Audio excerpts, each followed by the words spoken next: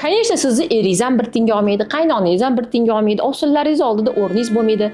Hatto mabodo hayotingizda bo'lsa, kundoshingiz va eringizni o'ynashini sizdan ustun ko'radilar, ularga e'tibor beradilar. Конечно, xafa bo'lmang. Bilasizmi, sizdagi eng katta kamchilik nima? Siz hammani должен deb ko'rasiz.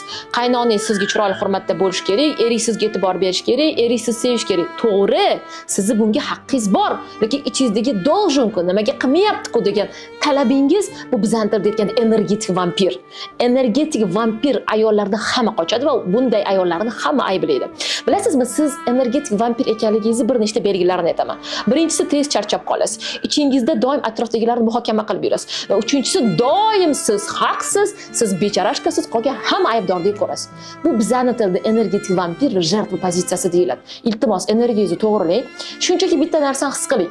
Sizni baxtli qilishga sizdan bo'lak hech kim majbur emas. Sizni ham eringiz oldida ayol sifatida, qaynonangiz oldida kelin sifatida qanaqadir vazifalaringiz bor-ku, siz ham hammasini zo'r qilib qo'ymayapsiz-ku, joyi kelsa. Prosta tushuning, pozitsiyangizni o'zgartirmaguncha sizni hamma kamsitib uradi, yerga uraveradi. Prosta holatingizni o'zgartiring.